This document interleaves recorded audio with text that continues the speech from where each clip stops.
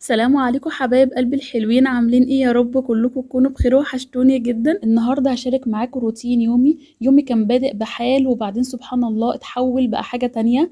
الاول بس كده عايزه اعرفكم انا بعمل ايه. انا بحضر فطار كده. مش عايزين نقول ان احنا زهقنا من الفطار كل يوم، لا احنا ما زهقناش، كل نعمة ربنا حلوة الحمد لله. بس بنبقى محتاجين تغيير شوية في الفطار. على فكرة ما كنتش هفطر لوحدي، اكيد مش هفطر 3 فطارات يعني. المهم الفطير دوت، بصي بقى انت بتجيبيه، ممكن تجيبيه في اي وقت من الفرن عادي، بس تجيبيه يكون لسه طازه وتحطيه في الفريزر عندك، تطلعيه بقى في اي وقت، سخنيه في الفرن، سخنيه في الميكروويف، يبقى كأنك لسه جايبها.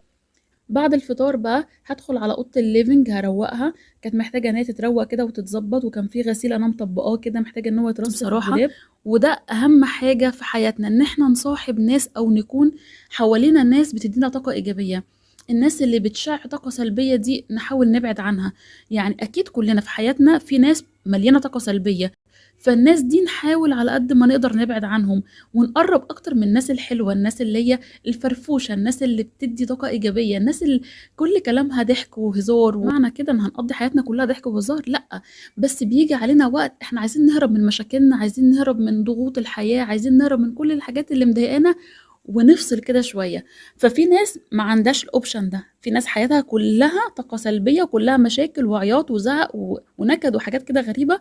دي بقى الناس اللي نبعد عنها.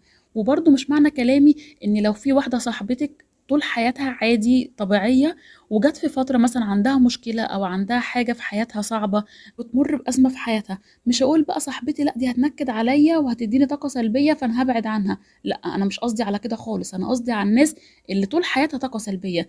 انما الناس الطبيعيه اكيد بيجي عليهم وقت صعب فهقف معاهم، انما غير كده الحياه طبيعيه عادي تمام.